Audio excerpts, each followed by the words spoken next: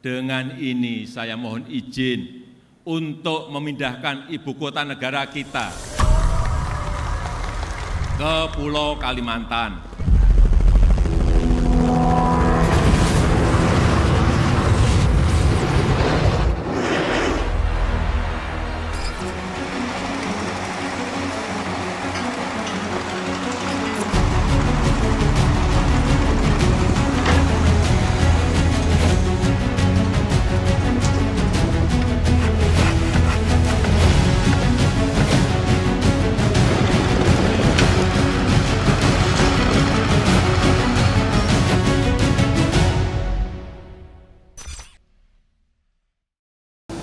Assalamualaikum warahmatullahi wabarakatuh. Apa kabar Sobat Milenial dimanapun kalian berada? Saya Uni Lubis dari IDN Times. Kali ini saya ada di Yogyakarta, tepatnya di Collective Collaboration Space Yogyakarta, di tidak jauh dari Jalan Damai. Sekitar sini banyak kafe, dan ini juga tempat kantornya IDN Times Jogja yang baru dibuka kembali sesudah 2,5 tahun. Kita nggak punya kantor karena semuanya work from home selama pandemi. Nah, jadi sekarang tim IDN Times di Jogja sudah besar. Di sini akan menjadi hub ketiga sesudah Surabaya, kemudian Jakarta, dan Jogja akan menjadi hub ketiga. Tidak hanya tim editorial, tim engineering juga akan banyak di sini, tim audience development juga akan ada di sini. Jadi akan banyak kegiatan-kegiatan dari Jogja. Nah, ngobrol seru. Jadi ini sebetulnya kayak soft launching. Ngobrol seru kali ini juga temanya tuh seru banget ya. Meskipun ada kasus pembunuhan Brigadir J, kemudian hacker Bjorka, tapi ini adalah tema yang selalu hangat, bahkan mungkin sampai pemilu 2024. Apa itu? Tentang kontroversi ibu kota negara baru ya. Jadi judulnya kita bikin skenario ibu kota negara IKN. Nah, saya sudah bersama dengan 3 narasumber ini. Kalau Jogja itu nuansanya memang ada akademis ya. Jadi emang pembicaranya punya akademis banget, tapi pasti nanti seru, tenang aja ya. Ini juga disiarkan di live Instagram IDN Times, dan juga akan ada full videonya di YouTube IDN Times. Saya perkenalkan dulu yang pendatang ya, saya impor dari Singapura ya. Kalau di Twitter ini namanya kan bokis ya, mumpung dia ada di Jogja ya kan, jadi nggak menanggung biaya impor. Biaya cukai. Ngetop banget kalau di media sosial, dan apalagi selama 2,5 tahun pandemi ini dengan kawal kawal lapor COVID-19 semua, jadi membuat serangkaian survei-survei, termasuk survei bagaimana masyarakat terhadap pandemi ini luar biasa. Nah, dia adalah Profesor Zulfikar Amin dari sekarang di Nanyang Technological University di Singapura. Thank you ya. Nama akun Twitternya Social Talk Zulfikar Amin. Oh, Zulfikar Amin PSD. Oh, ada 2. Ada yang bagian dia ngomongnya serius banget itu di akun itu, ada yang kadang-kadang ngaco-ngaco dikit itu di Social Talk. Thank you sekali lagi. Nah, yang kedua, IDN Times wajib harus ada pembicara perempuan, karena salah satu pilar kontennya adalah gender equality. Nggak bisa nggak ada perempuan, tapi bukan sembarang perempuan. Ini adalah Dr. Larena Adisakti, Mbak Sinta saya manggilnya, dosen di UGM, arsitektur urban planning. Dibuka aja tuh di Google, panjang banget ininya, panjang banget CV-nya. Tapi yang saya ingin tekankan secara khusus, dia adalah senior saya, alumni dari Eisenhower Fellowship Leadership Program di Amerika Serikat. Oke, Mbak Sinta. Nah, yang ketiga ya akademis banget, tapi kata dia aku nggak apa-apa ya kalau ngomongnya santai-santai aja. Oh, begini pas, karena ada Times targeting milenial and Gen Z. Profesor Bakti Kut Bobi Setiawan, ya, guru besar UGM Urban Planning juga, dan saya Prof. Bobi ini baru dipilih menjadi Presiden Asosiasi Planner ya, istilahnya sekolah-sekolah planning di Asia. Jadi selamat ya Prof. Wah, ini sekaligus kita merayakan dengan sederhana. Nggak perlu menunggu pilpres. Nggak perlu menunggu pilpres. Nah, kita ingin tahu nih kubu UGM dan NTU gimana. Nah, yang sudah menyiapkan presentasi skenario IKN adalah Zulfikar Amin. Silakan. Kita tinggal nyerah ya. Lebih baik begitu. Supaya taktokannya seru. Ya, terima kasih Mbak Umi. Dengan senang hati saya berada di sini. Ini sebenarnya sesuatu yang sudah lama kita rencanakan, tetapi tertunda dan karena bukan karena pandemi, tapi karena jadwalnya nggak ketemu. Ya. Jadwalnya ternyata dia bilang, tapi aku kejutnya ini udah di Jadi ini impromptu gitu, tanpa direncanakan tiba-tiba ternyata kita berada di titik yang sama. Jadi ya udah kita jadi selamat kenal buat Prof Cita dan Bakti. Jadi sebelum saya bicara tentang skenario IKN, mungkin sedikit introduksi mengenai background saya. Jadi biar orang tidak mempertanyakan ini orang ngomong apa sih, backgroundnya apa gitu ya. Jadi saya bukan seorang urban planner atau urban designer atau juga bukan seorang arsitek. Saya adalah sosiolog. Ya. Kebetulan selama 5-7 tahun belakangan saya melakukan penelitian terkait dengan city resilience, ketahanan kota atau resiliensi kota. Jadi ada alasan kuat ya untuk ini IKN. Betul sekali. Sebelum dibully sama netizen. Jadi ada kredensial lah ya, kita bacot gitu.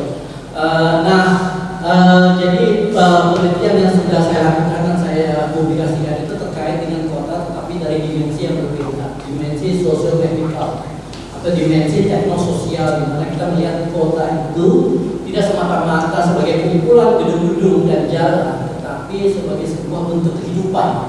Ya kan, di mana ada orang, ada masyarakat, ada cerita di situ, ada kesedihan, ada kegembiraan. Jadi kota sebagai sebuah ruang di mana interaksi antar individu itu membentuk sebuah komunitas yang menjadi nafas dari sebuah kota.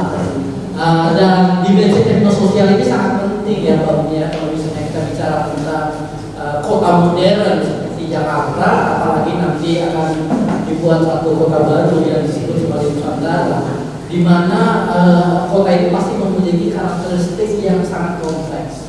Dan karena itu saya mau bicara tentang IKN dari dimensi itu. Jadi biasalah kita sebagai akademis perlu pakai framework dulu kan. Tapi sebelum masuk ke framework, saya cuma mau bilang satu. Kenapa kita perlu tetap membicarakan IKN? Karena pertama, IKN itu punya dampak yang bersifat jangka panjang, bukan cuma Kalimantan Timur tapi Indonesia. Ya. Dan apa yang terjadi di IKN itu akan punya dampak terhadap Indonesia 5, 10 sampai 20 tahun ke depan. Jadi kita bicara tentang sebuah proyek yang bersifat jangka panjang, di mana konsekuensi dan manfaat dari keberadaan IKN ini itu akan dirasakan oleh semua masyarakat. Yang kedua adalah selama ini IKN itu adalah satu isu yang seperti Mbak Uni tadi bilang, tiba-tiba menjadi kontroversi. Padahal kan sebenarnya ini sebuah proyek yang mestinya memberi manfaat ke masyarakat Indonesia, bangsa Indonesia, sehingga sebenarnya tidak perlu dijadikan kontroversi. Tapi kenapa dia menjadi kontroversi? Nanti mungkin kita bisa bicarakan secara detail. Tapi kita bisa lihat salah satu implikasi dari IKN ini itu adalah dengan munculnya wacana periode, perpanjangan dan sebagainya yang terkait dengan keinginan dari pemerintah sekarang untuk mendapatkan kepastian politik supaya proyek ini tetap berlanjut. Dan disebut juga sebagai I think the biggest, the most important legacy untuk presidensi Pak Jokowi. Betul sekali, betul sekali. Dan saya selalu yakin kalau saya melihat sejarah dari awal rencana pembuatan atau pembangunan IKN ini itu memang personal interest itu jauh lebih kuat yang memotivasi proyek ini untuk bisa berjalan. Nah, sekarang kalau kita bicara IKN sebagai sebuah sistem urban, gimana sebenarnya kita melihat IKN ini sebagai suatu proyek yang punya implikasi sosial, politik, ekonomi, budaya, dan kebangsaan secara menyeluruh. Dan satu pertanyaan besar mungkin yang sering kita tanyakan atau mungkin kita tidak pernah tanyakan adalah ini IKN nanti akan berhasil seperti apa? Gimana nih ujungnya gitu? IKN kan secara resmi sudah sudah diundang-undangkan dan secara fisik itu sudah mulai dilakukan pembangunan konstruksinya sejak bulan kemarin, bulan Agustus, dan pemerintah sudah mengeluarkan anggaran paling tidak untuk menyelesaikan salah satu bagian yang paling utama di dalam ruang IKN, yaitu KKIP kalau nggak salah ya. Bagian inti dari IKN, di mana bagian itu terjadi dari istana yang sangat cantik desainnya ya, ada burungnya gitu, lalu kemudian ada berbagai istana gitu ya. Nah, jadi IKN ini sudah terjadi, sudah tidak bisa, udah irreversible gitu ya. Kita udah nggak bisa kembali lagi, sudah batalin sudah, karena dia udah jatuh. Betul, undang-undangnya. Jadi secara hukum dia legal ya, secara finansial dia sudah ada duitnya. Kalau misalnya sekitar 50 triliun sudah dialokasikan untuk itu, dan Kementerian PUPR sedang melakukan kerjanya sekarang membangun infrastruktur dasar, dan organisasinya sudah dipersiapkan. Jadi ada badan otorita, lalu kemudian sudah ada rencana pemindahan ASN dari Jakarta ke IKN. Jadi pertanyaan besar adalah gimana sih sebenarnya nanti induk dari IKN. Nah, ini yang ingin saya ungkap dari kacamata disiplin yang saya kuasai, yaitu sosiologi, teknologi dan sosiologi ketahanan kota. Bisa dipasang slide-nya Mas? Di full scale. Coba. Jadi ya seperti kita ketahui, Pak Jokowi adalah orang yang sangat kekeh IKN ini harus jadi, dan kita bisa bilang bahwa ini adalah keinginan pribadi beliau untuk meninggalkan legacy. Dan saya pikir wajar ya sebagai seorang pemimpin yang memimpin sebuah bangsa yang besar selama hampir 10 tahun, keinginan untuk meninggalkan legacy itu pasti besar. Ya kan? Keinginan untuk diingat dalam sejarah bangsa itu selalu ada di situ. Dan kalau kita lihat kenapa Pak Jokowi ingin meninggalkan legacy dalam bentuk kota. Sebenarnya kalau kita lihat memang sejarah karir politik Pak Jokowi kan berawal dari kota. Ya, jadi Pak Jokowi mengawali karirnya sebagai wali kota selama 10 tahun, lalu kemudian menjadi gubernur, dan kemudian sekarang menjadi presiden. Jadi saya melihat Pak Jokowi itu punya keinginan membuat sebuah lingkaran yang sempurna, the full cycle, di mana dia mengawali karir politiknya sebagai wali kota di kota ya, dan dia mengakhirinya dengan meninggalkan sebuah kota. Jadi dari kota dia berawal, dan di kota dia berakhir. Jadi sebuah semacam kondisi atau keinginan psikoimajinasi yang ingin dia ciptakan, ingin dia raih gitu. Nah, dalam melihat proses pembangunan IKN selama ini, memang ada beberapa isu yang menarik untuk dilihat. Tapi kemudian kembali lagi ke pertanyaan yang fundamental, sebenarnya IKN ini akan seperti apa jadinya? Nah, ada 4 skenario yang saya bayangkan akan terjadi dengan IKN, yang dapat terjadi dengan IKN, dan itu yang akan saya paparkan di dalam obrolan kita. Ngobrol seru. Kalau tidak seru tidak ngobrol. Oke, lanjut. Jadi kalau untuk mengamati atau mengetahui atau paling tidak memproyeksikan ujung dari IKN ini, kita harus melihat dulu karakteristik IKN itu sebenarnya apa sih. Dan dari kacamata sosioteknologi atau teknologi teknososial, kita bisa bilang bahwa IKN itu adalah sebuah mega proyek super, ya mungkin sedikit redundant kan ya, super mega project. Super mega project ini adalah sebuah proyek yang sangat jarang dilakukan dan berskala sangat besar. Jadi Ada 3 karakteristik kenapa kita bisa bilang IKN itu sebagai sebuah super mega project. Pertama, dia bersifat berskala besar, ya, karena kita sedang membicarakan sebuah kota yang besarnya itu 3-4 kali kota Jakarta, ya, yang besarnya itu 5 kali dari kota Singapura. Jadi skalanya itu sangat besar. Lalu kemudian dia membutuhkan kapital yang sangat banyak, ya. Anggaran sekarang itu kalau menurut saya sekitar 460 triliun, 35 miliar US dollar, yang sudah sangat pasti akan membengkak. Ini kan anggaran yang sifatnya istilahnya moderat, tapi yang namanya pembangunan seperti ini pasti jumlah kebutuhan dana itu bisa jauh lebih besar. Karena kalau kita lihat proyek-proyek yang pembangunan ibu kota yang sedang berlangsung, jumlahnya lebih besar. Salah satunya misalnya ibu kota baru dari Mesir. Mereka sedang membangun sebuah kota dengan biaya sekitar 50 miliar US dollar. Jadi 1,5 kali lipat dari IKN. Jadi kemungkinan IKN juga mungkin akan seperti itu.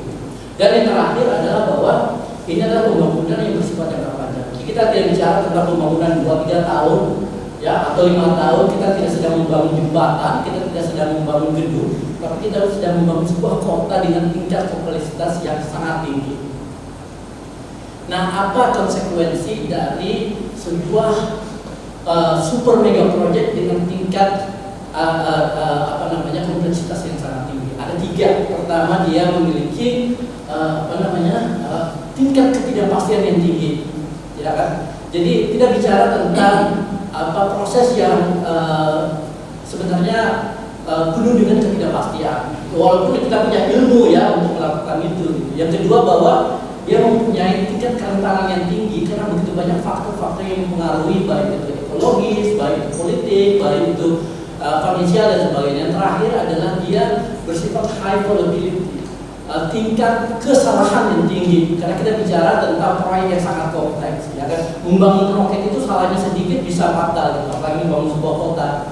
Nah, karena itu kita mencoba melihat, memetakan IKN atau memframing itu bahasa Indonesianya apa? Memotret IKN dari kacamata ini, gitu, dari lensa ini, gitu, bahwa ini adalah sebuah super mega project. Nah, 4 skenario yang saya katakan kemungkinan terjadi dengan IKN itu adalah sebagai berikut. Pertama adalah skenario yang saya sebut sebagai fulfilled dream, mimpi yang terpenuhi. Ini adalah satu kondisi atau satu akhir di mana Nusantara itu berhasil diselesaikan dan kemudian berfungsi dengan sangat baik, ya. Dan kita bicara tentang sebuah sistem urban yang benar-benar ideal, sangat cantik, berkarisma, sangat nyaman, sangat ramah lingkungan. Dan sebenarnya ini bukan suatu hal yang mustahil untuk dicapai karena beberapa kota yang lainnya seperti itu. Salah satu misalnya Washington DC, kemudian Paris, Vienna, mungkin Paris tidak terlalu, ya, London, ya, dan sebagainya. Jadi ini satu skenario yang sangat optimistik, di mana Nusantara itu menjadi kota yang seluruh rakyat Indonesia itu banggakan. Lalu kemudian masuk ke skenario kedua. Nah, skenario kedua ini saya sebutnya sebagai a city of mediocre. Sebuah skenario di mana kotanya selesai, tetapi kemudian tidak seperti yang kita inginkan, ya. Sebuah kota yang sangat kering, sebuah kota yang benar-benar fungsional, tapi tidak memiliki jiwa yang kuat, gitu, sehingga tidak berkarisma, orang tidak tertarik datang, orang cuma datang untuk urus bisnis setelah itu pergi. Dan salah satu contoh yang pernah terjadi di dunia yaitu kota Brasilia. Nah, kota Brasilia itu adalah ibu kota Brazil yang dibangun tahun 1956 sampai 1960. Ya, dibangun sejak tahun 1958 sampai 1960 dan kemudian menjadi ibu kota Brazil. Dan ada hal yang menarik mengenai Brasilia. Brasilia ini dicanangkan oleh presiden Brazil pada saat ini, namanya Kubitschek. Saya lupa nama first name-nya.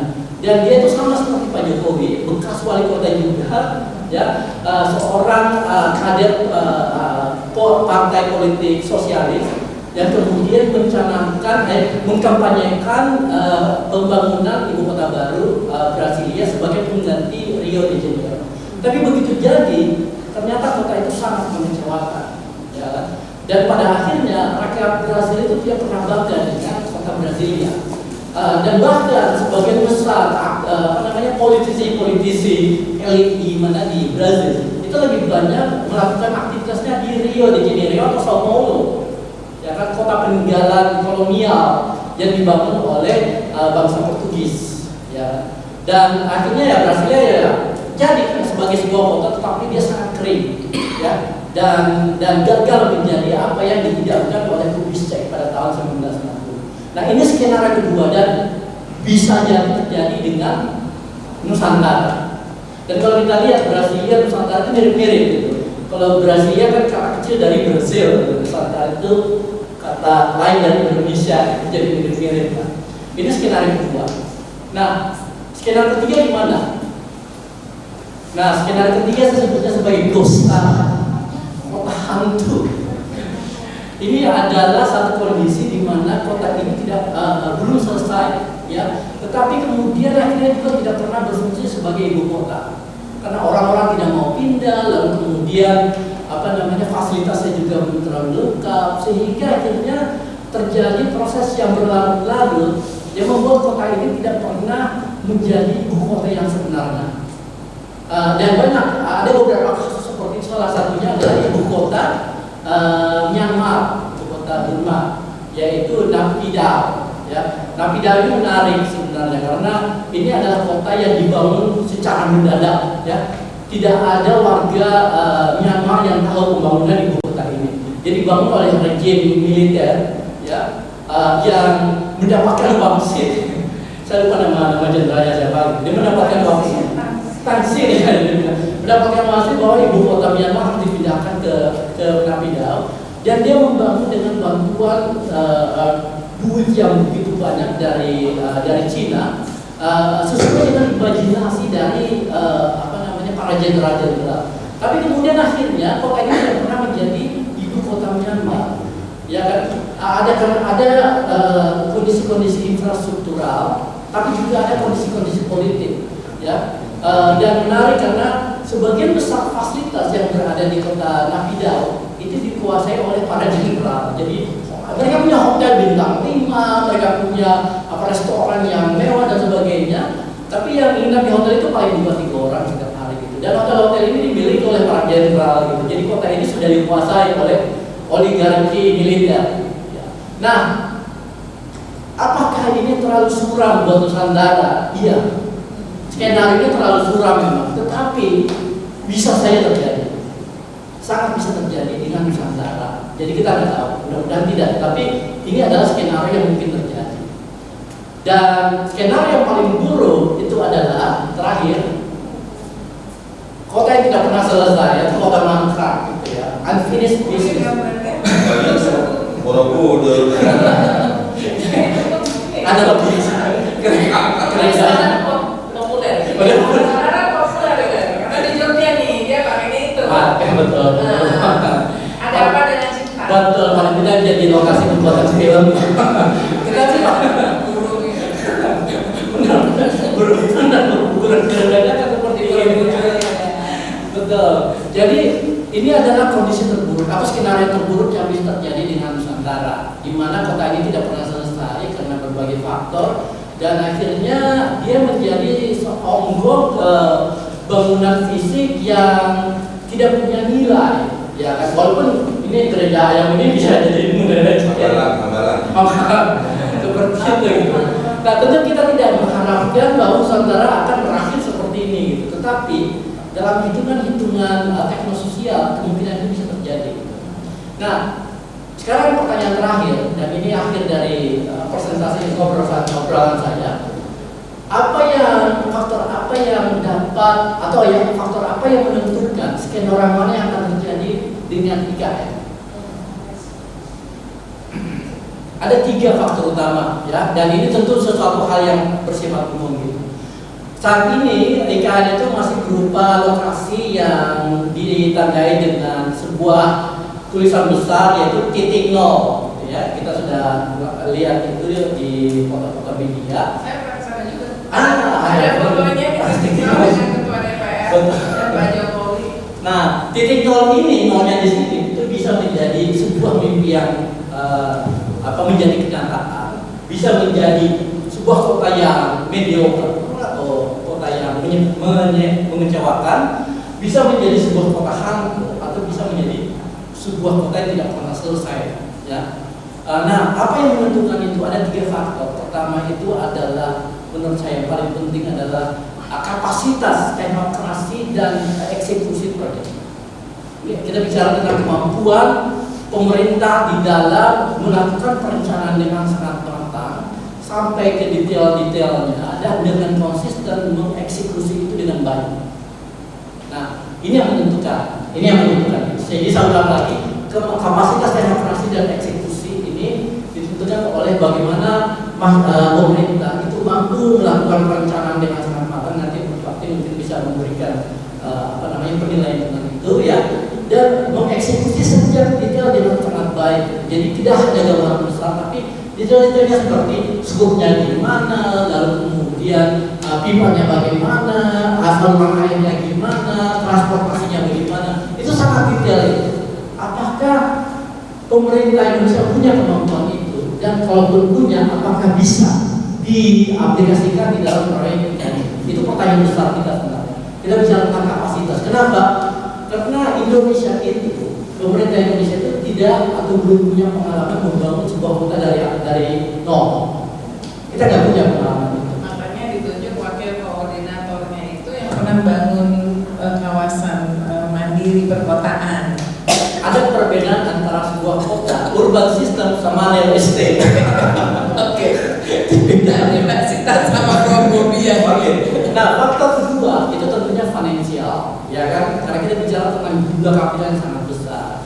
Dan Pak Jokowi sendiri itu bilang bahwa sebagian besar dana pembangunan IKN itu akan ditanggung oleh investasi dari luar negeri. Mudah-mudahan itu terjadi, tetapi saya skeptis. Kenapa? Karena Indonesia ini bukan satu-satunya negara yang sedang membangun kota dan membutuhkan investasi asing. Indonesia kemarin, pemerintah Indonesia minta duit ke United Arab Emirates. Mereka juga masih kewalahan dengan proyek di Dubai sama Abu Dhabi. Di Dubai itu ada beberapa proyek yang gagal, kolaps, investor pada asing. Terus kemudian kemarin ada berita bahwa Pangeran Arab Saudi, siapa namanya, Pak bin Salman gitu, MBS, ya, Marina Make Sense. Itu nah, dia meminta, jadi kita katanya dia akan investasi untuk IKN. Pada saat yang sama sebenarnya MBS ini itu sedang punya proyek juga, namanya The Line. Jadi dia itu punya rencana membangun sebuah kota kota linear yang panjangnya itu 170 km. Yang lebarnya itu cuma berapa ya? 100 meter kalau nggak salah. Dan itu membutuhkan dana tahu berapa? 1.000 triliun. Jadi dia sendiri tuh pusing lagi dari duit. Dan kita datang minta duit ke dia gitu. Nah, belum lagi kita bicara tentang investor dari Jepang, dari Cina dan sebagainya. Jadi kondisi finansial ini masih volatile gitu, masih penuh dengan ketidakpastian. Dan yang paling fatal itu tentunya terakhir, faktor politik, ya kan? 2024 terjadi akan terjadi penggantian presiden, mudah-mudahan terjadi, ya. Dan bukan berarti saya tidak Pak Jokowi, ya. Kami kan dulu pendukungnya Pak Jokowi sebetulnya. 2014 selalu nyoblos Pak Jokowi. 2 kali nyoblos Pak Jokowi, ya kan? Tapi saya bukan bahasa Pak Jokowi. Terus lalu kemudian ya kondisinya akan penuh ketidakpastian ketika yang menjadi presiden itu, yang terpilih menjadi presiden itu orang yang tidak punya interest sama itu. Dan kalau dia tidak punya interest dengan proyek IKN, itu wajar saja. Kenapa? Karena proyek ini akan menggerogoti APBN pemerintah dia selama 4 tahun ke depan. Dan dia nggak mau mengambil resiko juga gitu. Apalagi fakta bahwa proyek IKN ini sudah terlanjur diasosiasikan sebagai proyek yang akan menjadi legasi Pak Jokowi. Ya, jadi personal sekali ya. Exactly gitu. Jadi kalau misalnya siapa gitu jadi presiden dan ternyata dia tidak terlalu suka dengan kebijakan-kebijakannya Pak Jokowi, ya belum tentu dia mau mengambil resiko untuk itu. Jadi 3 faktor ini gitu. Mungkin kita bisa bicarakan lebih detail seperti apa, tetapi intinya ada 4 skenario yang bisa terjadi dan itu sangat ditentukan oleh faktor finansial, faktor kapasitas dan faktor politik. Oke. Gitu. Thank you. Terima kasih ya. Jadi dan yakin nanti selain 2 pembicara di sini kan juga banyak akademisi, ada Profesor Cungki, Ibu silakan nanti teman-teman juga menanggapi. Saya tuh sebagai jurnalis, saya merasa dari yang 1, 2, 3, yang berat ini 2 dan 3. Saya mencoba untuk ini the benefit of the doubt. Kira-kira mungkin yang nomor 1-nya mungkin bisa, tapi kan nomor 1 nggak mungkin terjadi kalau nomor 2 nggak ada. Jadi memang ini berat. Karena 1, saya juga bertanya, wawancara ke sejumlah orang dari pemerintah, politisi. 1, siapapun yang akan semua investor sekarang basically wait and see sampai hasil pemilu 2024. Saya juga pernah ngobrol sama INA ya, Investment National Authority ya, Sovereign Wealth Fund Indonesia yang sebenarnya sekarang menjadi penjuru paling depan ya. Yang paling menjanjikan memang yang UAE itu tadi, tapi ya udah sampai dikasih nama sederhana, tapi ya itu juga masih ada problem. Nah, yang politik ini memang paling berat nih, karena politik 2024 itu membuat semuanya menunggu. Tapi pada saat saya diajak dan beberapa pemimpin redaksi diajak oleh Presiden Jokowi ke IKN bulan apa ya? Mei akhir kayaknya. Memang beliau mengatakan bahwa APBN hanya akan mengcover yang kantor pemerintahan, lainnya itu diserahkan kepada investor swasta. Jadi misalnya ada pembangunan perumahan apa segala macam itu diserahkan kepada yang model real estate itu tadi. Karena memang problemnya dari EKN ini adalah investor tuh bertanya kalkulasi bisnisnya mana. Karena setiap investor kan pasti nanya pendek periodnya berapa tahun, ROI-nya berapa. Nah ini kan bukan proyek yang biasa yang bisa dihitung seperti itu. Nah ini yang bikin bahkan INA sendiri tidak mudah untuk meyakinkan investor. Nah jadi itu mungkin tambahan dari saya melihat yang 1, 2, 3. Nah sekarang Mbak Sita, kemudian nanti Prof. Bobi Profesor Bobi. Oke, Profesor Bobi. Oke, Profesor Bobi. Jadi save the best for last, Mbak Sita. Profesor Bobi, gimana melihatnya dengan apa yang disampaikan oleh Zulfikar barusan? Setuju, nggak setuju? Kamu ini kesimpulannya kamu nggak setuju kan? Ini short ya? It's not relevant. Oh gitu ya? Oke. Tidak relevant apa kita setuju atau nggak setuju, nggak ada efeknya juga gitu. Jadi nggak perlu. Oke, silakan Prof. Bobi. Aku bukan setuju atau tidak setuju, tapi atau. Aku punya skenario dengan. Oh, silakan. Bagus. Mantap, jadi lengkap ya. Tapi pertama kalau tadi Zulfikar apologi untuk papernya, ya saya tidak yang justru kami klien itu membutuhkan pemikiran non-planner yang punya wawasan yang jauh lebih luas, sekedar physical elemen yang kami sangat butuhkan, planner tradisional tapi aspek-aspek demokratiknya. Justru kita yang mendapatkan masukan dan apa yang dikatakan Zulfikar tadi ada kita membutuhkan terus karena kita membuat kota yang inklusif, kota yang inklusif membutuhkan banyak pikiran, banyak disiplin dan everybody punya bisnis di kota, jadi bukan ilmiah hal-hal aja ya. Baiknya di dalam Pak. Ya. Lalu kedua kalau dia juga seperti papernya saya juga katakan paper saya lumayan menarik karena antara dekat dengan seluruh proses decision making dan juga saya juga masih ada distance ya. Supaya nanti apa yang saya sampaikan dekat itu gimana Bang? Biar lebih spesifik. Misalnya sejak 3 tahun lalu saya tidak Penas, workshop, jadi dari mulai perencanaan ya. Saya di asosiasi sekolah pertanian bisa kerja sama dengan KN untuk melakukan diskusi diskusi terus, sudah ada 8 kali diskusi dengan Pak Bambang sudah ada, dengan banyak kementerian BUMN kita juga berkait dengan kita. Iya. Dan sudah ngomong belasan sekali IKN sebuah minggu lalu di World Trade School Congress 3 sesi dengan Pak Bambang, dengan ATR, jadi tapi saya juga selalu menyampaikan saya harus coba melakukan apa yang saya sebutkan critical engagement. Saya ada engagement dengan mereka, tapi saya coba critical. Jadi beda misalnya dengan teman saya Andi misalnya sama Andi dan sebagainya totally engaged. Saya dengan hal itu sehingga kalau perspektif saya juga agak dekat, agak jauh. Itu kita. Tapi pertama saya kira juga merespons tadi yang kurang dari Jokowi dan pemerintahan kali ini adalah narasi-narasi besar di balik cita-cita kami.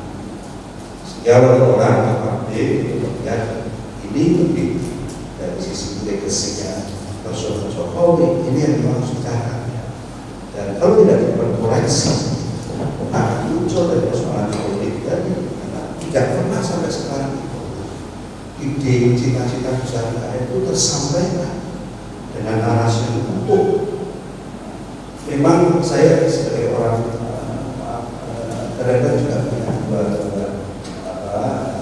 pemikiran antara pro saya itu pertama justru kalau bertemu teman-teman saya asli Jogja, tapi saya menarik ketika ketemu teman-teman dari luar Jawa, mereka sangat positif melihat ide besar IKN pemindahan ibu kota untuk menggambarkan Indonesia masa depan yang bukan Indonesia. Ini yang menarik sangat. Pusat pertumbuhan gitu ya. Tidak hanya ekonomi growth-nya, tapi simbol bahwa IKN di Kalimantan itu symbolizing the whole Nusantara yang bukan hanya Jawa. Terlepas dari 80% Indonesia dari Jawa. Ini yang paling saya sebenarnya cukup suka dengan ini. Kalau memang saudara-saudara kita di luar Jawa itu menerima dengan sesungguhnya dan bagi mereka itu satu kebanggaan yang luar biasa di masa depan. Saya akan bertemu sebagai orang Jawa. Maaf ada tapi saya kira itu penting karena memang salah satu ide untuk mengurangi bias Jawa atau mengurangi Jawa saya baik dari sisi simbol maupun dari sisi persebaran itu, dan itulah yang saya paling dukungkan itu. Tapi juga sayangnya tidak tersampaikan dengan kuat oleh Pak Jokowi. Jadi ini yang saya kira harus perkuat hingga 2 tahun ke depan supaya tidak terjebak dalam legacy percobaan. Itu yang pertama. Kedua, saya dari sempat mencatat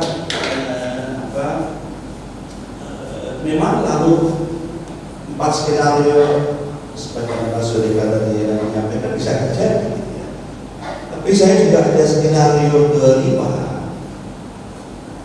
untuk terutama juga mengingatkan di luar perdebatan kemerdekaan kita itu berhadapan dengan proses transformasi perkotaan Indonesia yang jauh lebih luar biasa di 20 tahun datang kalau semua warga Indonesia sudah 2045. Indonesia itu akan mencapai tingkat perkotaan urbanisasi sekitar 75% di tahun 2045. Dan itu meliputi lebih dari 250 juta warga Indonesia yang akan tinggal di perkotaan. Bandingkan dengan yang sekitar target 1, 2, 3 juta warga yang akan tinggal di kota Nusantara. Dan ini yang sangat penting bagaimana mendiskusikan IKN tanpa melupakan bahwa kita mempunyai PR yang jauh lebih besar untuk memastikan sustainable transformasi untuk seluruh kota-kota di Indonesia yang terdiri dari ratusan kota menengah dan kota kecil. Jadi dalam skenario ini saya mengatakan terlepas tentuan IKN terserah atau tapi yang bagi saya penting adalah bagaimana tidak melupakan seluruh energi bangsa itu 20 tahun ke depan juga untuk justru Justru lebih penting lagi memastikan ada transformasi perkotaan Indonesia 20 datang yang akan menghidupi menjadi jaminan hidup 250 juta jiwa warga dari Sabang sampai Merauke itu benar-benar dipastikan. Dan ini mungkin juga bisa disupport oleh IKN kalau idealisme IKN sebagai kota modern yang resilient, yang smart, yang polos, itu juga pada yang sama menginspirasi proses-proses pembangunan kota-kota lain di Indonesia. Kalau enggak cuma Nusantaranya apapun skenario tadi, termasuk yang successful, fulfill, itu udah ada artinya kalau kota-kota lain di Indonesia, di mana 250 jiwa penduduknya akan hidup dan tergantung kehidupannya, itu tidak berkembang seperti IKN. Itu yang saya maksudkan dengan skenario itu. Pak, saya peduli dengan IKN. Saya lebih peduli pada ratusan kota lain. Tapi juga saya berharap idealisme IKN pada saat yang sama menginspire proses-proses itu, termasuk tadi dengan sejarahnya Pak Jokowi di kota kecil kan. Saya kira itu juga kita ingat ada berhasil kita ukur MPR di Brebes. Itu kan ada cerita di mana di seluruh politik juga itu memang the racing power of global leader termasuk wali kota karena dianggap lebih tulus dan lebih mampu bekerja menyelesaikan persoalan-persoalan rakyat secara langsung, dan Jokowi kan representasi dari ketika wali kota itu memimpin dunia. Saya kira itu. Skenario berikutnya adalah skenario ketika mungkin bukan yang kedua tadi,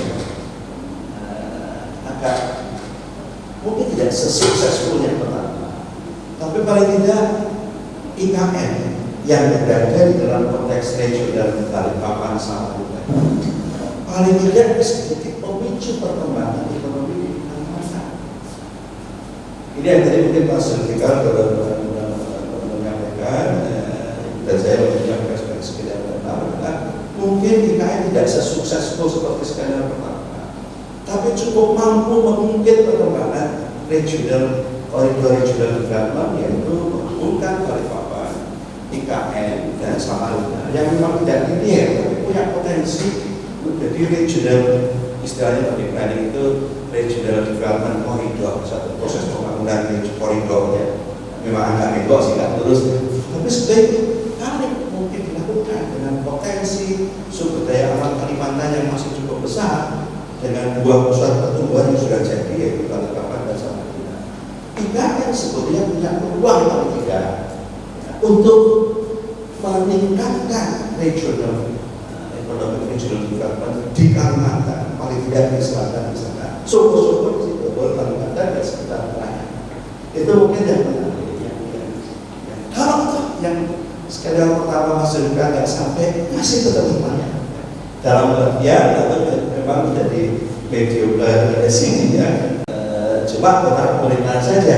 Tapi kota pemerintahan di sana itu memicu pertumbuhan paling dari domestik consumption-nya ya 2 juta middle class, dan sedikit begitu syukur-syukur bisa menjadi penggerak pertumbuhan regional koridor di sana. Nah ini skenario keenam. Jadi sekali lagi yang kedua adalah saya nggak terlalu peduli dengan IKN, sukses syukur dan sukses tidak apa-apa, yang penting jangan lupa terhadap pembangunan 250 juta itu. Skenario keenam adalah ya, tapi ya juga tetap dengan pengertian 250 juta lain tetap diperhatikan, tapi paling tidak yang terjadi secara lumayan memicu regional development di sekitar Kalimantan. Terakhir saya kira kalau tadi masuk kita juga diamati apa faktor-faktor yang bisa menentukan itu. Saya juga sepakat aspek-aspek demokrasi mungkin paling relatif mudah ya. Sekarang tadi ini sebagai kesempatan ya, saya sebagai dosen harus juga melihat sebagai peluang, karena ada 140 lebih sekolah arsitektur di Indonesia, ada 100 sekolah perencanaan di Indonesia, dan terus kami harus mengatakan bahwa kami tidak kalah berkualitas dengan arsitek yang berada di luar negeri.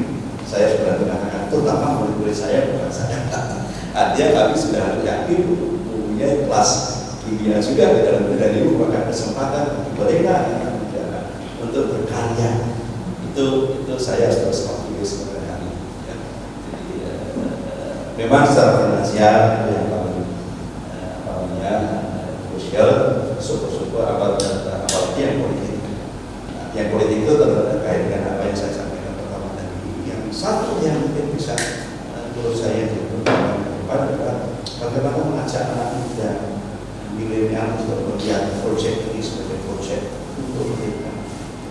Saya mungkin bahkan tidak terlalu memilih untuk jangka pendek, tapi sejauh anak muda kaum milenial yang nanti akan benar-benar menempati dan menggunakan IKN dan seluruh kota Indonesia itu dilibatkan terlibat dan saya kira isu-isu politik yang jangka pendek bisa sedikit dikurangi, termasuk tentunya potensi anak muda bergerak dalam proses politik untuk mewarnai politik dan masa depan Indonesia. Dan itu yang saya kira juga kurang. Sehingga diskusi-diskusi selama ini yang lebih melibatkan kita yang kaum milenial yang tidak punya interest apa-apa seperti terhadap masa depan Indonesia. Saya kan anak 3, Bu Desita ini yang sedikit di atas saya, 20 tahun mendatang. Takut ada politik. Tapi kenapa tidak IKN itu didiskusikan dan oleh anak-anak muda yang justru akan mengawal dan benar-benar menjadi tumpuan dalam pembangunan dan pengembangan. Terima kasih. Terima kasih Profesor Bobi. Jadi kita udah ada 6 skenario, ya. Makanya judulnya berarti juga skenario IKN. Ya. 6 skenario. Saya tidak tahu apakah Mbak Sinta itu juga akan menambahkan skenario, ya. Tapi mungkin sebelum menanggapi yang kedua, termasuk yang kedua sebetulnya. Personal question, Mbak Sinta, waktu pertama kali dulu dengar Pak Jokowi mau bangun ibu kota negara, tempatnya di sana pula, sebagai arsitek, urban planner, apa yang langsung respons Mbak Sinta? Saya tidak hanya arsitek yang fokus pada pembangunan, tetapi juga heritage. Planning juga pada heritage. Tapi ada satu poin yang sebenarnya saya langsung yang saya pikirkan adalah sudah saatnya kita mempersiapkan heritage masa depan, the future heritage. Kita banyak sekali peninggalan di sini yang milik orang lain, ya, bangsa kita sendiri belum, gitu. Jadi saya pada waktu itu saya diundang juga beberapa diskusi itu IKN juga yang saya sampaikan adalah bagaimana kita mempersiapkan the future heritage. Nah, heritage di sini apa? Heritage selama ini terlalu juga kalau di Indonesia ya selalu fokus kepada cagar budaya atau bangunan fisik. Karena heritage itu kan meliputi alam, budaya, tangible, dan ada gabungan antara alam dan budaya itu cultural landscape. Nah, justru sekarang kita ini dituntut bagaimana bisa mempersiapkan sebuah cultural landscape yang teman-teman pelestari menggunakan istilah saujan sejauh mata memandang. Nah, di sini yang juga saya tidak akan menambah skenario, tetapi itu yang sebenarnya saya pikirkan. Masa abang ini kita tidak menghasilkan sesuatu? Jadi, yang mana? Saya sepakat tadi ada diskusi-diskusi harus terus-menerus, yang upaya ngobrol seru ini juga harus terus-menerus dilakukan. Karena ya ini adalah heritage kita untuk masa depan. Sebuah pertanyaan, apakah Kalau jadi ya, maksudnya kalau jadi ya, dengan semua persyaratan dipenuhi, narasinya diperbaiki, finansial, politik, misalnya di pihaknya Pak Jokowi, maka ini adalah kesempatan untuk membangun heritage future, ya. ya. Karena dibangun dari nol oleh kita, gitu. Ya. Tetapi, nah, saya juga melihat selama ini ada sesuatu yang saya rasakan juga. Suatu saat saya diundang oleh kelompok yang bisa fokusnya kepada technical aspek. Kemudian suatu saat diundang oleh satu kelompok yang lebih ke arah sosiologi, kemudian budaya.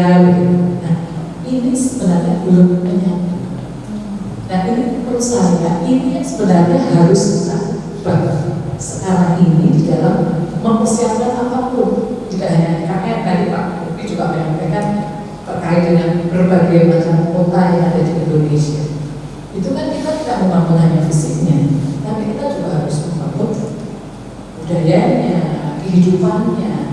Dan ini yang selama ini pembahasan selalu sendiri-sendiri, tidak pernah bergabung. Tidak. Padahal itu kan sebenarnya kunci. Mimpi jauh saya ke sana memang seperti ya. Itu highway yang isinya untuk 8 mobil, kita cuma sendirian satu bis kecil gitu ya. Tapi saya melihat itu pasti jangka panjang. Semua itu jangka panjang. Kalau sudah memutuskan sebuah proyek yang mega seperti ini adalah jangka panjang. Dan untuk itu, ketika bicara teknokrasi, saya rasa tidak cukup hanya teknokrasi. Itu harus ada soal kehidupan yang menjadi satu di dalam. Seperti sekarang ini ada istilah placemaking ya. Dan placemaking itu kan yang dibikin tidak hanya tempatnya, mungkin tempatnya biasa-biasa saja, tetapi justru aktivitasnya itu yang harus dikembangkan. Nah sekarang yang mau kita arah sebenarnya mau jadi apa nih? Apakah itu sekedar administrasi kota ya seperti Pak Bobi tadi punya narasi-narasi itu memang nggak jelas, atau di situ adalah pusat kebudayaan juga gitu. Sebagai orang yang berada di heritage, saya membayangkan sekali di situ tempat kebudayaan yang di video saya tidak merasakan. Tapi kalau kita ke Washington DC, disitulah ada lebih dari 20 museum, di situ ada tempat konser, banyak aktivitas yang justru disitulah kehidupan yang kalau kita mau mencari Bhinneka Tunggal Ikanya Indonesia, kita tidak ada Jakarta, ada suatu tempat yang memang dipersiapkan di situ banyak sekali hal-hal yang bisa berubah Indonesia muncul dan Nusantara muncul. Nah ini kan memang ini harapan idealnya, tetapi selama proses menuju ke sana masih dengan sistem kita selama ini tidak ada dialog satu bisa dan yang lain. Silo semua ya, Nah, sendiri-sendiri ya. Sendiri-sendiri. Kalau di bidang heritage itu sekarang ada namanya historic urbanism, di mana semua layer itu memang harus dibahas. Jadi semua layer ini dibahas dan di dialog itu terjadi. Apakah itu nanti geomorfologi, kemudian di sini ada aset, ekonomi, misalnya seperti kebiasaan pembangunan di Indonesia sendiri-sendiri. Nah ini yang saya rasakan. Kebetulan ya itu tadi saya bergerak di bidang yang saya di arsitektur fisik, tapi di heritage itu banyak sekali tentang budayanya, kebudayaannya. Kemudian banyak sekali berkegiatan yang terkait dengan craft. Craft itu juga terkait dengan alam dan otentisitas, handmade, kerja tangan. Jadi semua itu memang harus didialogkan. Nah saya belum melihat bahwa IKN itu mempersiapkan dialog yang komprehensif. Pengalaman pribadi, yaitu tadi saya diundang di satu sisi yang punya fisiknya, yang satunya non fisik. Bagaimana itu bisa dikembangkan dan dari mana? Nah ini yang tadi ada skenario dan juga ada tiga penentu. Ya saya melihat politik itu memang akal ya. Tapi kan kalau kita mau bikin sebuah pusat yang itu dari besar di satu tempat yang akan memberikan perubahan banyak kan. Kalau di sisi heritage itu kita selalu menyebutnya sebagai management of change. Jadi ini kan ada perubahan yang besar. Nah ini kan juga tadi harus ada dialog. Nah untuk IKN ini tidak bisa waktunya, pasti akan panjang dan dialog itu akan terus menerus. Nah sekarang siapa yang akan lead itu, termasuk ketika politik mengatakan tidak diteruskan. Nah, ini kan dialog itu harus ada. Dan yang mendukung dari dialog ini kan pasti berbagai kelompok yang memang nanti mengharapkan ada suatu kehidupan yang lain yang bisa menjadi satu tempat untuk memberikan inspirasi baik itu seni budaya dan sebagainya. Jadi itu saya kembali ke proses. Jadi proses narasi dari yang kita prosesnya terlalu fokus pada fisik itu tadi Ya. sofa, ya. Termasuk dengan gambar yang grande atau segala macam desainnya. Kalau sampai ke sana, itu pun gambar yang grande itu ketika bicara seperti itu tidak didengarkan omongan para arsitek. Arsitek punya undang-undang arsitektur, ya, undang-undang arsitek yang di dalamnya kan pasti kalau kita mau berprofesi, kita punya SKA. Ya kalau saya tidak punya SKA, jadi saya tidak bisa mengerjakan bidang saya lain. Ya. Jadi, nah seperti ini kan aturan, dan itu semua orang harus tahu gitu.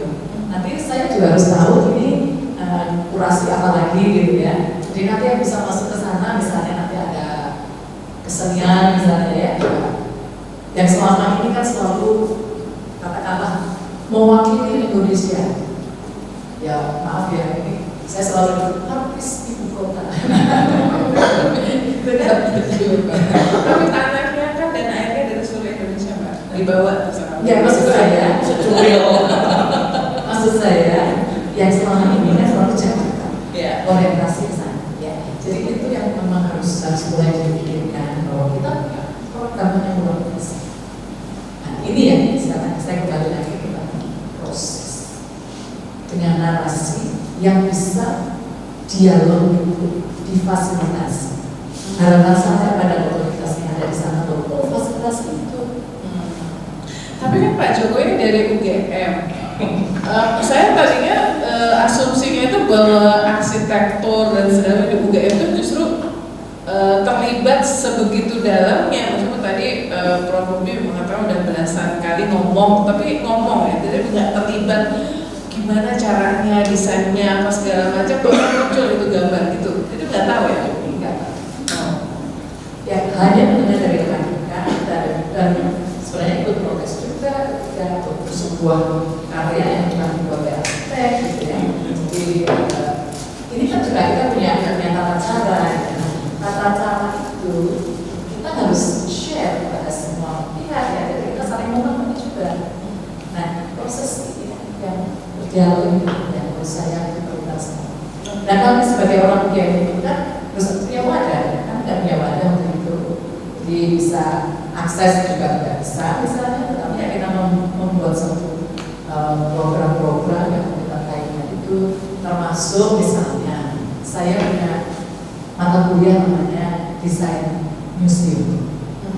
Nah di dalam desain museum itu saya ngajak mahasiswa untuk mempelajari berbagai museum yang ada di Washington DC. Nah dari situ kan sebuah IKN ya, kota negara. Nah dari situ udah mereka masing-masing mempelajari. Nah pertanyaannya kemudian bagaimana kalau dengan IKN-nya Indonesia? Kira-kira butuh museum apa saja? Nah seperti apa? Nah exercise seperti ini kan sebenarnya bisa kita tampung ya dari tapi banyak sekali pemikiran dari seluruh Indonesia. Nah itulah proses yang sebenarnya dialog yang perlu dilakukan. Karena ini bukan menurut saya ide boleh lah dari presiden gitu ya, tetapi untuk kemudian mengeksekusi memang oleh yang pihak yang berwenang. Tetapi masukan dari semua pihak tadi itu perlu ada yang memfasilitasi dan mengolah. Gitu. Ya, itu yang menjadikan hasilnya itu memang sebuah dialog. Baik. Ya. Menarik nih buat media juga jadi nambah ini ide bahwa memang selama ini fokusnya isunya adalah fokusnya pendanaan ya.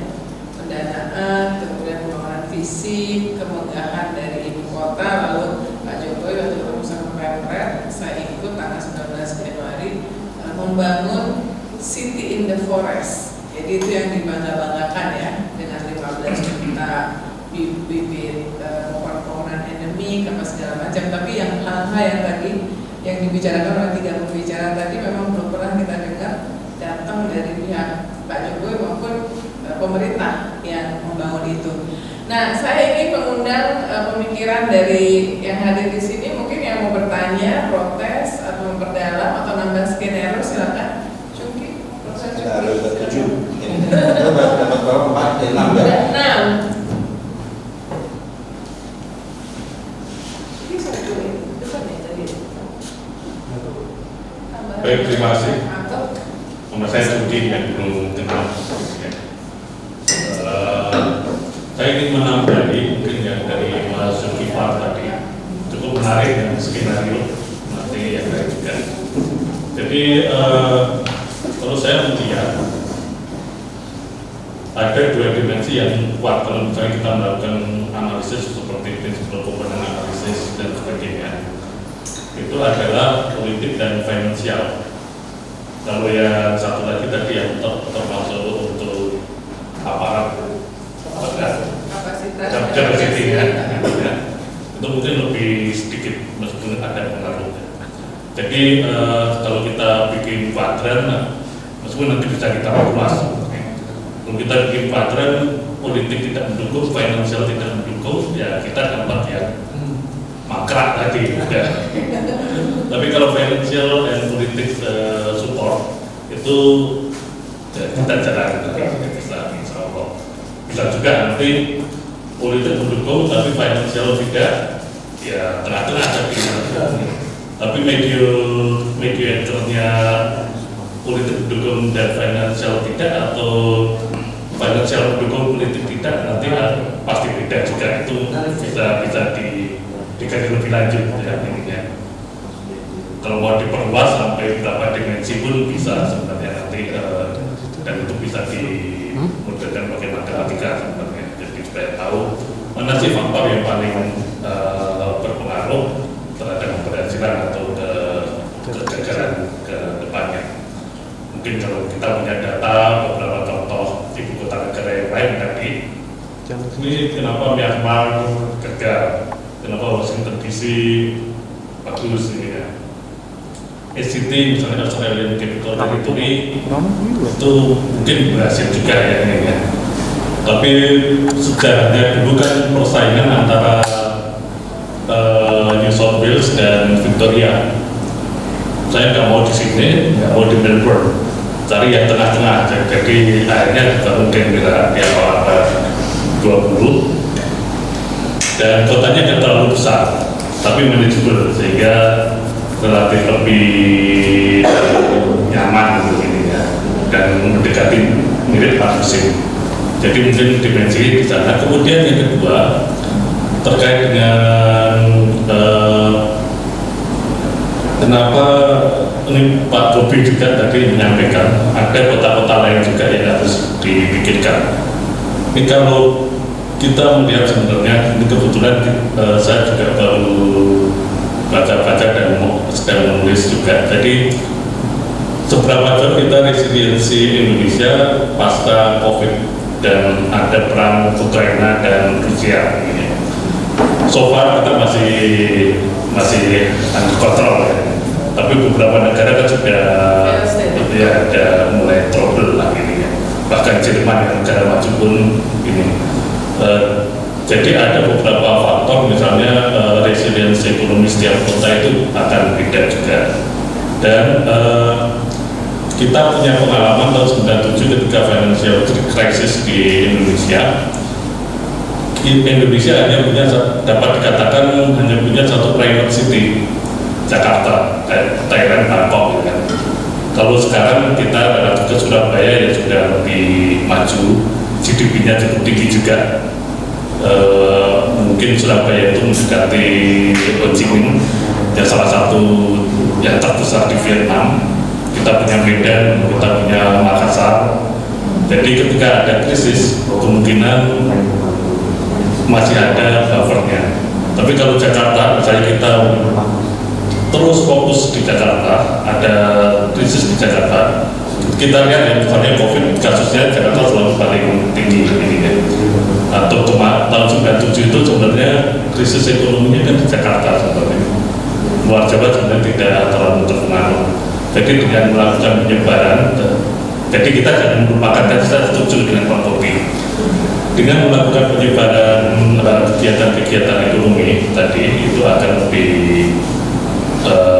membuat ekonomi Indonesia lebih resilient dibandingkan kalau hanya satu, kita negara besar atau ini. Dan juga saya bisa membayangkan juga seperti yang disampaikan Bu Darita tadi, Kalau di Washington, di Canberra itu kan kita bisa melihat suasana culture-nya itu. Jadi bukan bisnisnya yang ditekankan, tapi ini loh Amerika itu, Australia, proses politik, ada gedung parlemen, ada gedung kepresidenan, itu kita bisa membayangkan proses demokrasi yang ada di sana misalnya. Ya tentunya kita tidak juga proses yang ada di kita. Jadi mungkin keterjebakan kita tadi, saya setuju juga kesannya menjadi suatu program yang memang ambisi Pak Jokowi misalnya. Padahal kalau bisa dijelaskan, ini tentunya tetap ada, setiap policy itu pasti ada positif impact dan negatif impact, itu pasti ada. Nah, datangnya duluan yang positif atau yang negatif kita nggak ini ya, harus dianalisis juga. Tetapi saya rasa dengan penyebaran ini dan tentunya integrasi dengan beberapa kota yang lain itu networknya akan memperkuat perekonomian Indonesia juga sebenarnya. Jadi tidak geosentris ini. Itu sesuatu yang menarik nanti. Bahasa kita adalah bahasa Indonesia, bukan milik minority, bukan majority yang di bahasa Jawa. Ibu kotanya tidak di Jawa juga. Ekonomi capital di Jakarta nggak masalah sih ya, tapi political capital bisa disarankan itu nanti isinya banyak, tidak hanya orang Kalimantan, tapi juga nanti ada suku yang lain. Saya rasa itu tambahan sedikit dari kami. Terima kasih Profesor Suki. Ada yang mau menanggapi lagi atau bertanya kepada pembicara? Ya seru. Mahasiswa ya? Terutama yang beda. Mahasiswa? Kamu mahasiswa kan? Takut sama profesor-profesor karena masuk UGM. Mas, ada yang mau tanggapi? Oh. Soalnya kok sepi. Baik. Terima kasih. Nama saya Dwita dari Arsitektur UGM. Gitu. Cerita mengenai IKN atau berita-berita itu sudah banyak sekali ya. Juga saya beberapa kali melihat gambar-gambar desain dari IKN itu. Lalu tadi juga disampaikan mengenai skenario yang ada 4, lalu jadi berkembang jadi 6 gitu. Nah, mungkin saya juga bertanya dan ingin minta pendapat ya, apakah bisa juga diskenariokan dampak dari adanya IKN ini terhadap, terutama terhadap wilayah di sekitarnya. Jadi kita tahu bahwa wilayah yang akan dipakai untuk IKN itu penuh dengan budaya. Jadi banyak suku, banyak tradisi, ya dan sebagainya. Kemudian dari sisi lingkungan atau lanskapnya itu juga istimewa sekali, ya dengan rainforestnya gitu. Jadi bagaimana kira-kira kalau IKN itu nanti bisa ada dengan apapun skenario tadi, lalu bagaimana wilayah di sekitarnya? Bagaimana dengan budaya-budaya yang ada? Mungkin bisa skenario itu bisa positif, bisa negatif ya. Jadi juga disampaikan oleh Pak Budi bahwa IKN itu lalu akan mengenerate perkembangan terutama ekonomi ya ya secara regional. Oke, itu dari sisi positifnya. Lalu bagaimana ya dengan budayanya, dengan lingkungan? Sudah dikatakan bahwa ini nanti akan menjadi forest city. City in the forest. City in the forest. Oke, city in the forest. Artinya forestnya banyak gitu ya. Tapi saya kok sampai sekarang juga kurang yakin juga ya bahwa konsep ideal itu akan bisa berjalan dengan baik gitu ya. Apakah yang tadi perkembangan secara regional dari sisi ekonomi itu juga akan tetap bisa menampilkan city into forest itu tadi. Terima kasih. Terima kasih Mbak Rita. Ada lagi? Satu lagi mungkin biar sekalian dibahasnya round terakhir. Yogi.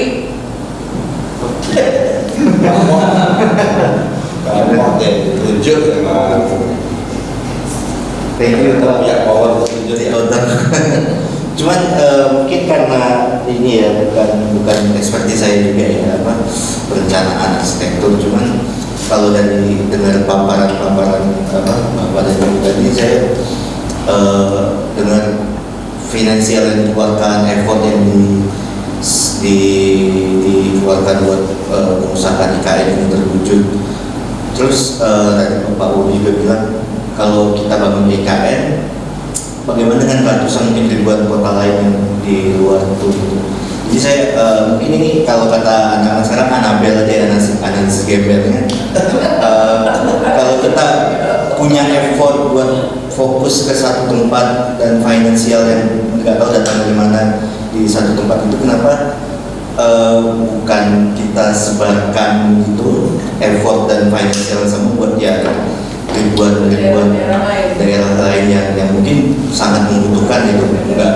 Bukan kalau di Jogja secara budaya, secara kultur udah maju banget, cuman daerah yang secara kultur juga masih tertinggal, infrastruktur masih tertinggal itu yang benar-benar membutuhkan. Jadi kalau saya dari sisi awam aja itu mikirnya kenapa nggak triliunan rupiah atau duit berapa miliar itu kita alihkan ke yang benar-benar daerah titik-titik yang itu sih. Sebenarnya Inka, kalau sebagai milenial, tadi kan Profesor Bobi bilang seharusnya ini juga dibicarakan karena masa depan itu adalah milenial kan. Saya aja udah hampir 55, ini udah nggak milenial. Paling muda dia sih di antara kita berempat. Kamu sebagai milenial, salah satu milenial Indonesia ya, merasa melihat IKN, proyek IKN ini seperti apa? Relevansinya sama masa depan kamu?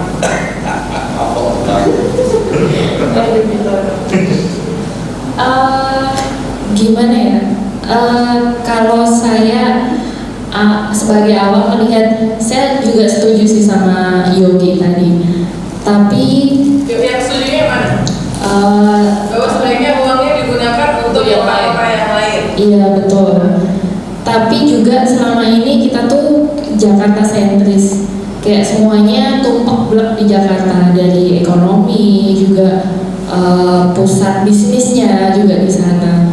Mungkin kalau ibu kota pindah di Kalimantan, mungkin itu bisa membantu pertumbuhan ekonomi di sana juga, dan persebaran penduduk juga makin merata, karena sekarang tuh anak muda yang nyari kerja pasti merantaunya ke Jakarta lagi. Mungkin dengan ada ibu kota baru ini kan kadang banyak juga kan yang males kayak harus ke Kalimantan, harus ke Sumatera, karena di sana infrastrukturnya nggak semaju di Jawa. Mungkin ini bisa jadi jembatan untuk mengembangkan pulau lain di Indonesia. Tapi kita juga harus mikir gimana dengan di sana kan masih banyak hutan hijau, terus masih banyak juga kayak binatang-binatang dan satwa yang dilindungi. Itu kita juga harus memikirkan konsekuensinya gitu. Gitu sih Mbak. Terakhir Sinta. Kamu kan aktivis. Melihatnya gimana perspektifnya? Masih muda juga. Oke. Kalau saya melihat IKN, sebetulnya saya tidak pernah tidak pernah melihat atau mendalami langsung IKN. Karena menurut saya begini, ketika Jokowi lancar nanti pun saya optimis itu tidak akan terjadi gitu. Kalau menurut saya, itu kan memang Jokowi minded gitu kan ya, Jokowi dan juga Megawati gitu kan, untuk meneruskan normal atau apapun lah di belakang itu. Nah, sekarang ini keluar mengenai IKN, mengenai Kalimantan Timur gitu. Nah, kalau menurut saya, ketika satu sisi tidak akan berhasil, yang kedua adalah ketika tamu di sini itu mengatakan bahwa pasti banyak banget yang Jokowi itu nggak melibatkan teman-teman dalam arti memperhati lingkungan, kemudian memperhati jadi itu menjadi banyak lagi. Ini mau jadi apa? Ini cuma sosok Jokowi doang, satu orang doang, tapi tidak untuk melihat sekelilingnya. Itu aja sebesar. Terima kasih. Oke, thank you. Saya mau minta terakhir Mas. Mungkin yang berbeda. Oh, kamu yang harus ngomong. Terima kasih Tante Umi. Kalau saya pertanyaan satu, apakah pembangunan ikan ini akan sustain? Pertanyaannya itu karena tadi saya setuju sekali dengan Profesor Ruby bahwa ketika ada pembangunan IKN ini maka efeknya akan fishbone ya, jadi di sini terus nanti kena kecil-kecilnya di regionalnya, tapi apakah itu bisa berkelanjutan? Itu sih pertanyaan saya.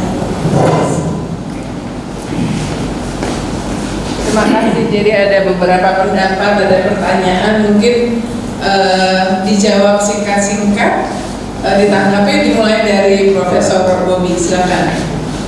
Mungkin menarik nih untuk ada critical time yang menentukan 1-2 tahun ini atau bahkan hanya 15 bulan, yaitu apakah kantor presidenan bisa dipakai dan apakah Jokowi bisa benar-benar Pilpres 2024 itu resmi memindahkan istana atau apapun. Tergantung Menteri PUPR nih, UGM juga. Ini sangat tergantung pada Pak Bambang kepala Bang Santono ya. Yang di sisi lain saya menganggap dia itu bukan orang yang sepertinya juga nekat-nekatan. Jadi saya kira semuanya kaget sih. Siapa tahu 15 bulan ini akan sedikit menjawab. Tidak perlu dulu 2024 Pilpresnya, tapi seberapa jauh 15 bulan itu yang namanya kantor istana presiden bisa ada, dan Jokowi dengan nekatnya, dan kita tahu Jokowi termasuk orang yang berani dan benar-benar menggunakan itu untuk lebih menatap. Upacara 17 Agustus tahun 2024 akan dari Istana Presiden di IKN. Itu crucial time menurut saya. Jadi ini kalau saya sampaikan di Pak Bambang, mungkin dia juga bisa tambah pusing dan bisa tidur. Tapi 15 mendatang itu bulan mendatang dan luar biasa. Itu saatnya. Kedua, Mas Jogi mengenai residensi pandemi itu, kalau saya cukup optimis ya dengan sejarah. Saya kebetulan selama pandemi berhasil menulis 850 halaman transformasi kota di Indonesia, dan salah satu lesson adalah from the history, jadi kota-kota kita itu justru karena cukup punya kapasitas di dalam merespon berbagai bencana, dan salah satunya karena karakteristik urbanisme-nya, informality-nya, Indonesia City yang beda dengan kota-kota modern lain. Dan itu terbukti sejak krisis ekonomi 98.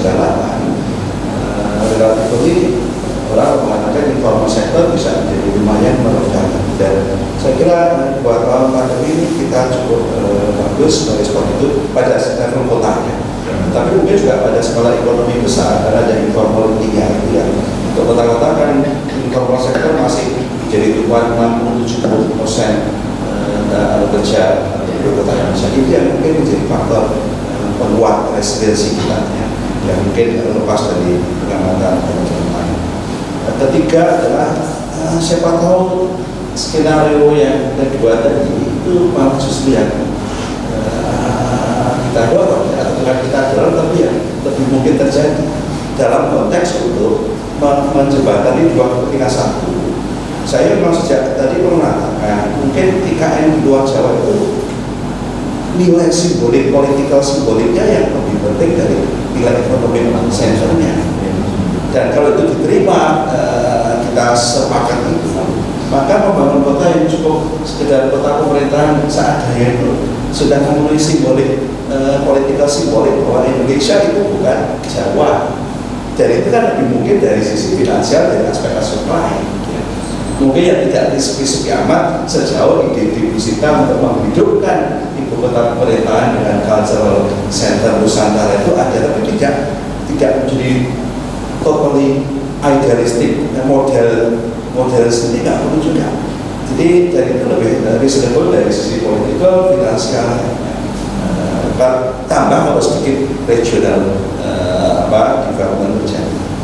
Keempat, memang isu lingkungan jadi penting, dan mungkin skenario kedua medium size city tadi itu juga paling bagus secara lingkungan, karena tidak akan mengeksplorasi medium skenario tadi. Mungkin dari sisi lingkungan juga akan lebih bisa manajemen. Itu jawab juga pun kita. Jadi tidak terlalu ekspansif, karena sampai sekarang belum didiskusikan itu adalah dari mana sumber material untuk membangun kota sebesar itu kalau tidak juga mengeksploitasi. Nggak mungkin dari Kalimantan ya. Dan itu imbasnya, dampaknya tidak dari Kalimantan tapi dari Sulawesi, dari pulau-pulau Indonesia, Batu dan sebagainya. Terakhir saya kira yang saya tetap harus optimis dan menyampaikan pada teman-teman adalah paling tidak saat ini Pak Bambang CS itu disupport oleh satu grup tim ahli yang bukan saya kenal ya, tapi Pak Richard CS dan sebagainya yang sangat terbuka. Terlepas dari bahwa kita juga mempunyai banyak para marginal dan yang bisa ngomong, tapi mereka punya ide gentong dan kasar. Ya, orang-orangnya sangat terbuka.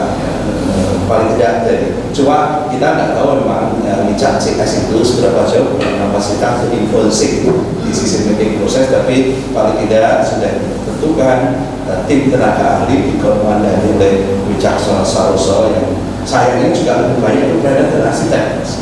Itu yang mungkin dan sudah saya sarankan bahwa itu dilengkapi dengan expert yang tidak hanya arsitek dan benar, tapi expert dari berbagai bidangnya dan dipongnya Hasan itu. Tapi paling tidak dari tim kecil tenaga ahli expert yang dimobilisasi oleh Pak Bambang itu sangat terbuka. Saya yakin dengan kapasitas mereka untuk terus melakukan proses-proses ini secara terbuka dan mereka komitmen untuk itu.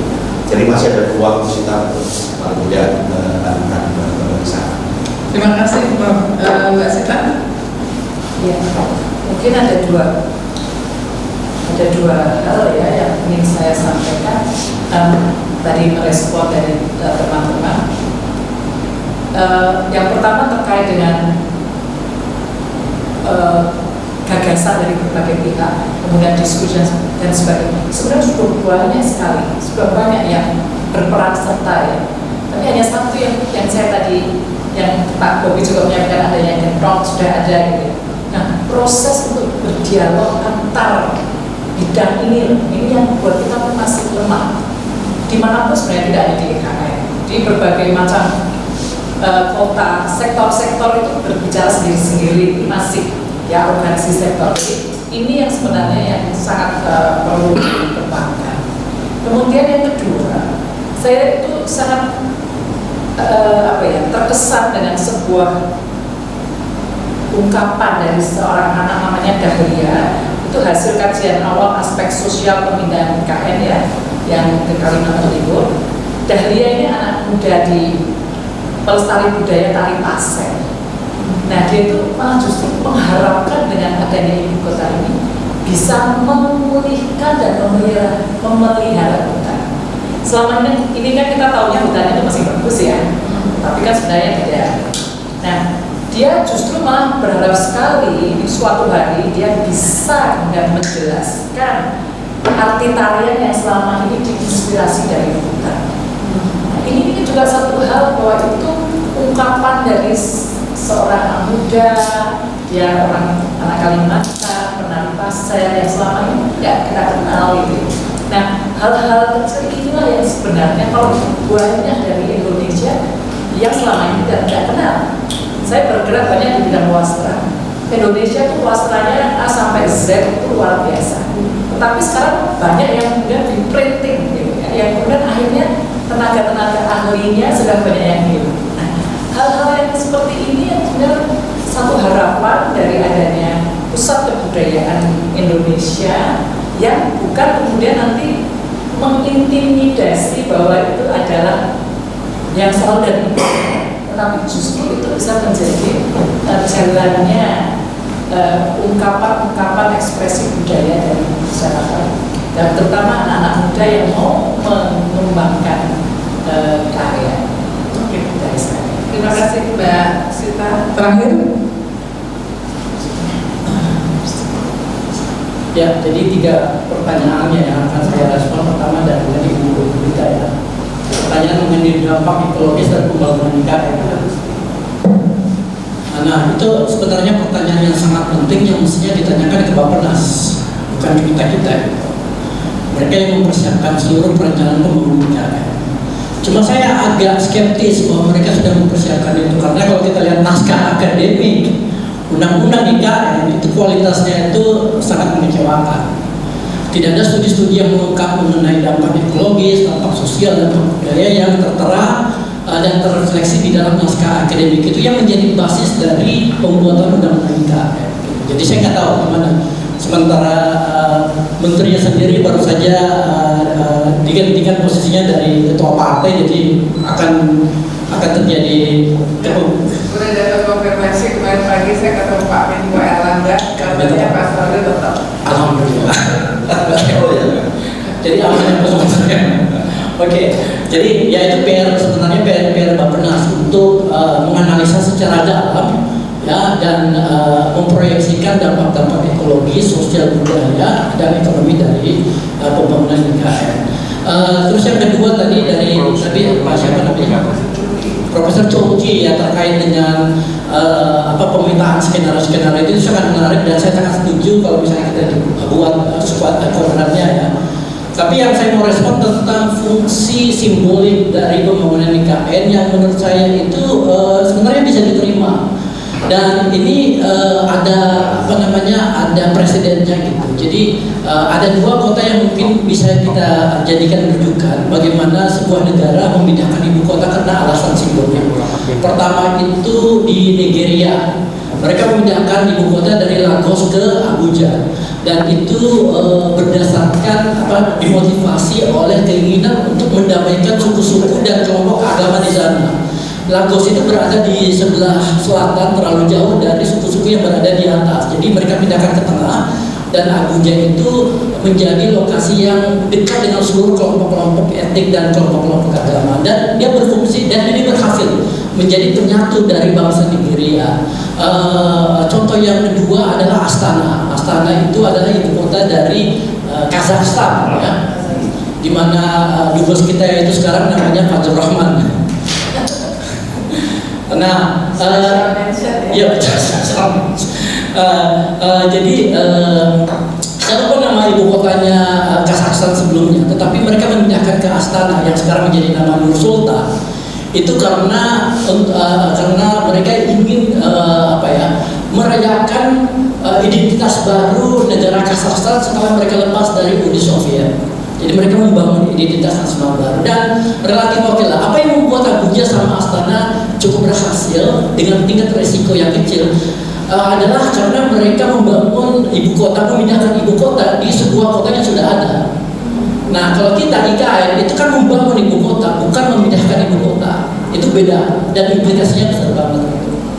Nah, kembali ke persoalan tadi yang dibilang sama Prof. Bobi, harapan bahwa IKN ini menjadi trigger terjadinya semacam poros ekonomi, koridor ekonomi yang kemudian bisa menstimulus pertumbuhan ekonomi di luar Jawa. Kan salah satu alasan dari pemindahan IKN adalah ketimpangan regional antara Jawa dan di luar Jawa gitu. Nah, mungkin kalau kita lihat skala dari ekonomi dari IKN mungkin bisa ya kan. Tapi patut kita garis bawahi yang namanya urban growth itu punya keterbatasan juga di dalam melakukan stimulus pertumbuhan atau pemerataan pertumbuhan secara nasional, ya kan. Dan sebenarnya tidak ada empirical evidence yang menunjukkan bahwa pemindahan ibu kota itu akan menyulut pemerataan pertumbuhan secara nasional. Kalau kita lihat misalnya di Amerika Serikat, Washington DC itu berada di pantai timur, ya kan. Tetapi Negara salah satu negara bagian yang kaya itu justru di California, jauh di pantai barat gitu. Bukan karena dia dekat dengan Washington DC, tetapi mereka punya kemampuan untuk menggunakan sumber daya dan kemudian menarik orang-orang pintar untuk datang sana membangun perekonomian California yang menjadi salah satu negara bagian yang sangat kaya di Amerika Serikat, lepas dari homeless di San Francisco ya. Nah, poin saya apa? Pemerataan pertumbuhan itu tidak bisa dilakukan dengan pemindahan ibu kota.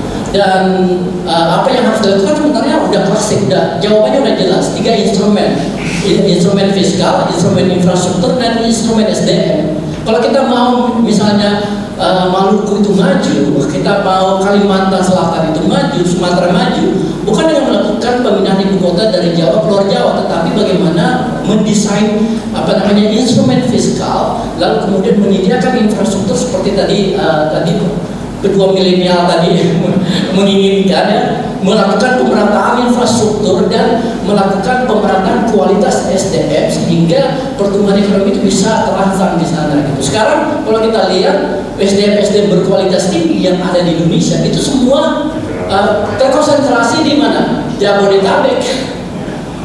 Orang-orang pintar dari UGM dan sebagainya semua ke sana. Nah, bagaimana caranya supaya SDM itu bisa berada di luar Pulau Jawa? Jadi 3 instrumen itu bukan dengan memindahkan ibu kota. Gue challenge sedikit ya, supaya satu. Katanya mau dibangun universitas sains terbaik di Indonesia di ibu kota negara yang nantinya akan mendidik anak-anak dari seluruh Indonesia, dan sudah dididik mereka akan membangun Indonesia di tempat asalnya masing-masing. Ya, daripada membangun universitas baru, mending perbaiki Unhas, perbaiki USU, ya. Jadi Kalimantan kan banyak tuh. Ngapain bikin baru gitu? Gue omongnya kayak sama kayak Gunung Api. Ini ngapain bikin baru gitu loh. Jadi mana baru yang kemudian akhirnya nanti kalau udah bosan dibiarin gitu. Ya kan. Nah, terakhir saya mau respon tadi Bu Sita mengenai pembentukan budaya urban yang lebih hidup ya. Dan memang salah satu kuncinya itu adalah placemaking. Placemaking sebuah praktek urban yang menjadi kata kunci di dalam menghidupkan ruang-ruang urban sebagai sebagai sebuah sistem yang penuh dengan kehidupan sosial budaya yang ekspresif gitu. Dan yang perlu kita catat adalah placemaking itu tidak pernah lepas dari budaya demokrasi. Placemaking itu adalah suatu praktek yang membutuhkan kondisi-kondisi sosiologis di mana orang mau berpartisipasi, orang mau melakukan menyatakan ekspresi mereka, mengekspresikan kelompok mereka dan sebagainya secara bebas, ya, dan mau melakukan itu sebagai bagian dari kehidupan mereka di ruang urban. Nah, apakah itu bisa terjadi di sebuah kota di mana kota ini dipimpin bukan oleh seorang wali kota, bukan oleh seorang figur pemimpin yang dipimpin oleh rakyatnya, tetapi seorang kepala otorita. Ketika Jokowi menentukan bahwa IKN itu dipimpin atau di-manage, dikelola oleh sebuah badan otorita, di situ dia menutup pintu demokrasi di dalam ruang IKN. Dan ketika pintu demokrasi itu ditutup, kita tidak bisa berharap placemaking itu terjadi, karena akhirnya semua tergantung pada kepala otorita yang dipilih oleh presiden, dan kepala otorita tidak punya insentif untuk melayani kebutuhan masyarakat. Jadi itu kayak Batam ya modelnya sebetulnya. Jadinya seperti Batam, otorita Batam yang gagal. Kalau secara kecil Nusa juga selama kecil. Jadi poin saya ada satu hal supaya nggak salah persepsi.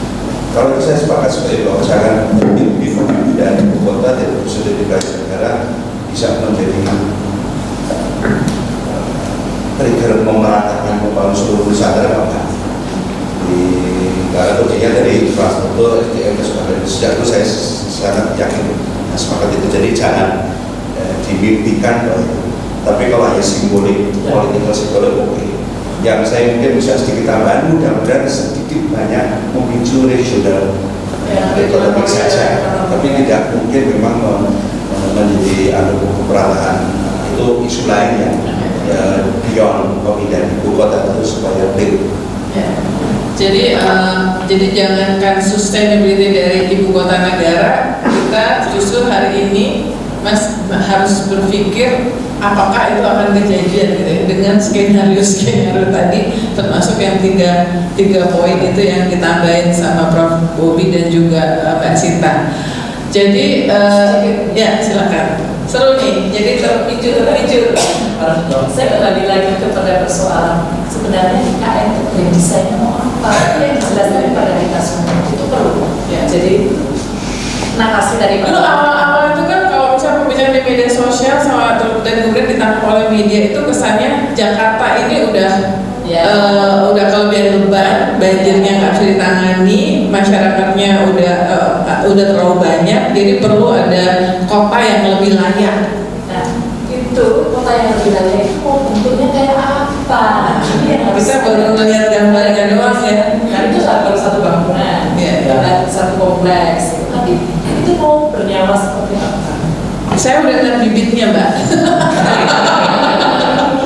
Seringnya Tapi alasan Jakarta itu menjadi kesalahan pertama di dalam narasi menyampaikan dan publik saya.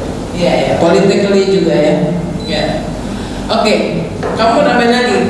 Ya, jadi kalau kita bicara tentang optimisme atas IKN gitu ya, saya sebenarnya sudah tidak terlalu mau terjebak dalam optimisme itu karena sudah 2 kali kecewa. Kecewa pertama itu ketika membaca naskah akademik yang cukup memalukan gitu ya. Tapi kemudian menjadi basis dari IKN. Tapi lalu kemudian setelah itu saya pikir, oh mungkin ini kan cuma naskah aja. Yang mengerjakan. Iya, mengerjakan ya kan. Mungkin cuma naskah aja, nggak apa-apa lah, nanti eksekusinya ya kan.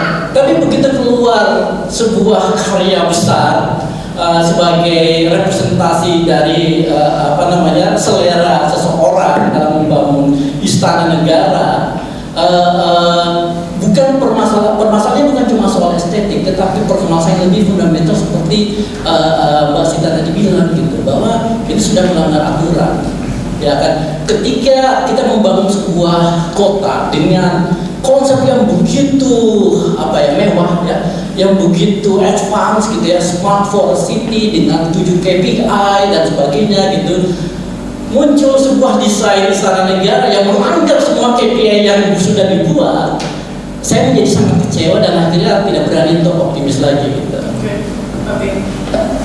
Soal koridor, jadi saya cuma cerita aja, Prof. Jadi 2 bulan yang lalu saya ke Bontang, kan mendaratnya di Samarinda, dan keluar dari halaman bandara Samarinda itu langsung sampai selama 3 jam boyok, orang Jawa bilangnya. Itu jalannya luar biasa jeleknya, Prof.